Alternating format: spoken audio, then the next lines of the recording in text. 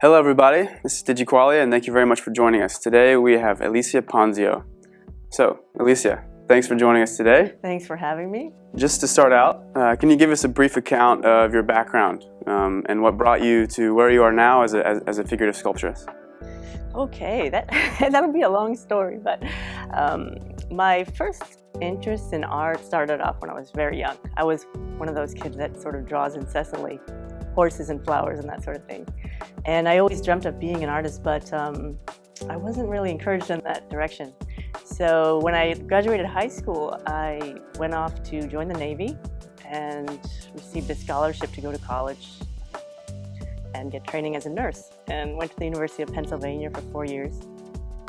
It was really, for me, a means of gaining my independence and sort of getting out and seeing the real world. So I still harbored these secret dreams of becoming an artist, and somewhere in the back of my mind knew that that's what I was going to do. But after college, I had a 4-year commitment to the Navy and was moved out to San Diego. And about 3 years into it, I became a little bit sort of down about not having drawn or done any kind of artistic things in many years. So I started taking some classes. I was about 26 years old at this point, and started taking some classes at a local college just to keep my hand in drawing. Didn't really think that it would lead anywhere, but the teachers there were very encouraging, and I guess inspired me to go back and pursue it and try to get back into a full-time art program. So drawing was my first love, and that's where it all started. And I didn't discover sculpture until a couple of years later. I met a sculptor who I sort of worked with informally and learned a lot from, and eventually we were married, although we're now divorced. And he really inspired me in a lot of ways, and I learned a lot about sculpture, a lot about the figurative art world that existed, and that's when I sort of fell in love with it.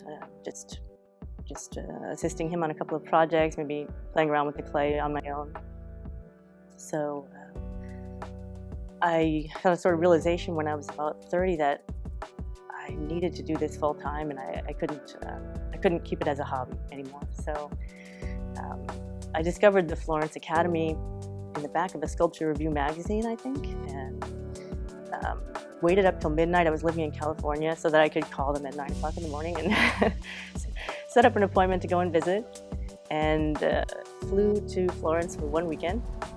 The story's probably getting long, but This is great. But in any case, visited the school, and I just knew it was the place for me. So the fact that they drew exclusively from life, and that there were long hours spent studying the model, and the fact that drawing was such a big part of the sculpture program really attracted me. And the setting here in Florence really attracted me as well, because I did have a couple of years of training in the Italian language that was an interest of mine, and my heritage is Italian. It was something that I always wanted to pursue. So everything seemed to come together. I worked for another year as a nurse to gather all the funds that I could, and shipped off to Italy, thinking I would stay for 1 year. And I stayed for 6 years. So I just recently moved back to the United States 2 years ago. Yeah. And so how has that transition back to the States been? Because you've been back for what, 2 years now? About 2 years on the dot. I would say it was a real shock at first. I really fell in love with Florence, and I found the aesthetics here to be so inspiring, the light, the culture. I loved being here. But I was a little bit in a bubble because I had devoted myself so exclusively to studying figurative art, long hours in the studio, not really interacting with news or different technologies out there and so on. So arriving back in the States, it kind of felt like the world was on fast forward, and I had been a little bit out of it. The first year was really rough, making the transition back, but immediately I started to make contacts and started teaching at a new venue, the Academy of Art University, and developed my studio, which I share with my partner. And 2 years later now, I'm just thrilled to be there, am really enjoying that environment, which has a whole different set of inspirations for me. It's really exciting. So I'd say, yeah, the transition was the hard part. Yeah, yeah. Definitely. Okay. And moving on to your work, let's take a look at one of your pieces and use it as a way to explore like, what goes into your work. Your piece, the lingering shadows, something you've completed recently. What was the inspiration behind this particular piece? That piece comes from a lot of different places, but I remember the moment when the aesthetic picture came together for me. I was actually here in Florence at a bonsai exhibition. I already knew what the content of the piece would be, but I wasn't sure how to justify the three figures to say what I wanted it to say. And I was looking at a bonsai composition, and it sort of solved the problem for me, the sort of really dramatic diagonal, tying the figures together. Psychologically, there's a lot more behind it, and the initial idea was to talk about sort of the dynamics of being excluded, which is something that I feel quite familiar with. As growing up, I moved around quite a bit. My family moved from state to state. I went to three different high schools and several different neighborhoods, so always sort of felt like the outsider, and I think growing up that was a really hard thing for me. And I wanted to talk about it in the sculpture because eventually that was something that I felt gave me the strengths that I do have as well. So something that maybe when I was younger I thought of as a negative thing became a really positive thing in my life.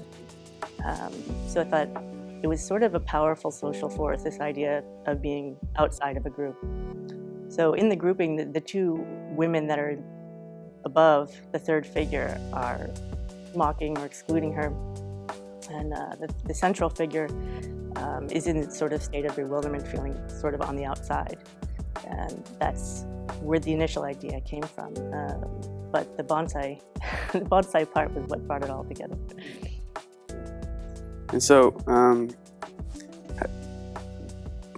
to talk about your use of your academic skills that you've picked up here in Florence, and then also how you use imagination in realizing these goals that you were talking about. Can you talk a little bit about that?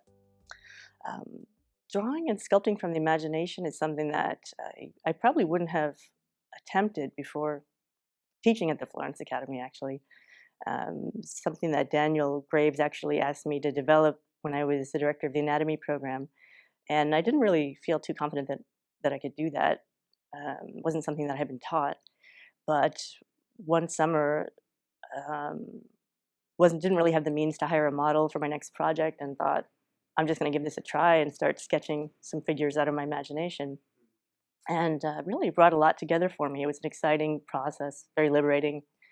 And I felt like it gave me a lot more control over the composition and a lot more freedom to experiment with different rhythms and poses. So this piece, The Lingering Shadows that we were talking about, actually ended up being sculpted entirely from imagination. I think that's the only piece where I've ever done that, because I started it thinking that it would probably be enlarged and that this would be the model. But it became clear as I was working on it that, to me, it was a finished piece, and that it didn't need to be necessarily enlarged. I thought the scale was fitting. So I ended up just pursuing it and kept going with it. So it's something that I'll probably always use in my work. And for me, the solution to the problem of how to draw from my imagination was basically to explore the concept of shape conceptions, or memory shapes, as some people call them, which is the ability to look at a complex form like the human figure and boil it down into simple shapes mentally so that you can memorize it and reproduce it. It's something that I read about in the 19th century text about memory drawing. And I'm not sure if I'm practicing it the same way that that Lecoq, who wrote the text, was practicing it, but it inspired me to try it. And it's something that's really helped me, not only working from my imagination, but also working from life. To be able to assess a shape very quickly and reproduce it is a good practice, I think, when you're trying to capture something that's complex or a pose that's not easy to hold for a model. So it's been a bit liberating. Yes, for your work. Yeah. Unexpectedly so. Yeah. Yeah. I think I felt like it was a burden to have to develop that drawing from the imagination part of the program at first, but it became something that really started to define my work and something that I look forward to. So do you ever find yourself struggling with inspiration or maintaining inspiration? And if so, what are some of the things you do to keep inspired? At times I do. I think especially after moving from Florence to the States, the first year was really tough financially and emotionally. So it was really hard to find the impetus to work on sculptures. But I think some of the things that I like to do for inspiration are to sketch in my sketchbook, just me and the sketchbook out of my imagination, and to spend a lot of hours alone with that. I also find a lot of inspiration looking at nature. So I like to go landscape painting. I usually go on my birthday at least every year, but occasionally when I'm really feeling down, it's something that I like to squeeze in there. And, because I find that nature provides this infinite number of really unique and fascinating shapes and colors, and usually really stimulates my senses and makes me want to produce more work. Yeah. And are there any sculptors that you look for inspiration as well, past or present? There certainly are. And I think growing up, I looked a lot at Renaissance work, Michelangelo and Donatello. But when I came to Florence, the city of the Renaissance, I think what I really discovered was the source of it was in Greece. And that's where I wanted to really look. And I took a trip there while I was at school to study the Greek sculpture, to see it in person, to really look to the classical period, which is one of my favorite periods to look at. So I always looked to the past growing up, not so much to contemporary sculptors. I think nowadays I'm starting to look around at more contemporary sculptors. And Gary Wiseman is one that comes to mind, who I look at his work a lot. I think I'm really impressed with his skill and technique and his command of the material.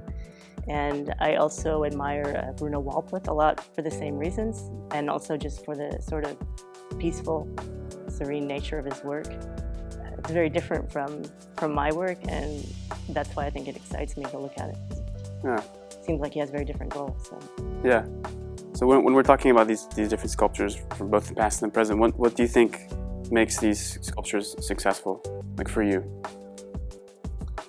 There's a certain I mean, I've always been inspired by the figure, and I like a well-drawn, a well-sculpted figure, but I think that there has to be a very exciting abstract shape embodied in the figure to really make it interesting on an aesthetic level for me, which is why I can also appreciate a really well-done abstract sculpture that really can excite my imagination. Because I think the strongest things about a figurative sculpture are actually the abstract qualities of it. The light and dark balance, its movement through space, and just the general variety of the shape that embodies the balance or the movement of it.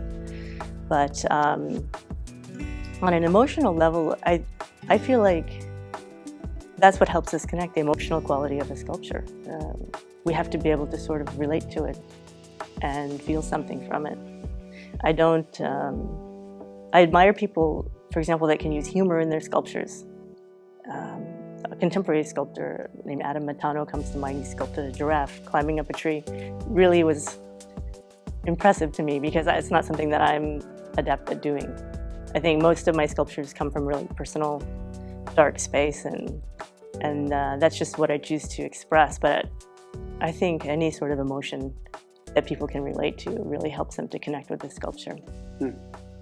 Cool. And do you find sources of inspiration from outside of sculpture that influence your work? I think most of the sources of my inspiration come from outside of sculpture. Yeah. Although, of course, there are many sculptures that inspire me on some level, but any ideas that I've had usually come from interactions with other people, from my experience as a nurse or just teaching or walking to work in the morning and seeing something that really interests me. So I've never tried, for example, to emulate any other sculptors. I admire a lot of other sculptors, but I always just wanted to study from nature, which is, I think, why I studied where I did, the Florence Academy. Yeah. Okay. And your portraits have a lot of character in them, and you mentioned that you enjoy your interactions with people, and is this something that you're very conscious of while you make your portraits? Like, is there anything you specifically think about while you're working on a portrait of someone? It's interesting because I don't always see the character that people tell me that they might see in it. I think of portraits almost as an academic exercise, because often in my regular work with figures, I'm really constructing a lot or trying to create a dynamic that, the models can't particularly hold that pose, so I'm creating it out of my imagination. But portraits are something where I do really try to be very true to exactly what the model looks like, and really maybe that's where the character comes from, just really studying them intently and trying to capture what I see and feel in front of me.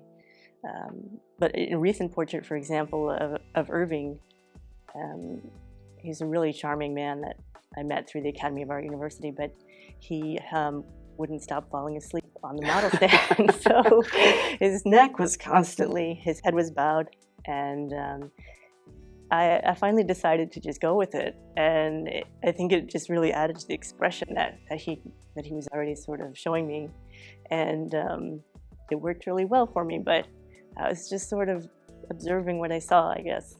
Yeah. Okay.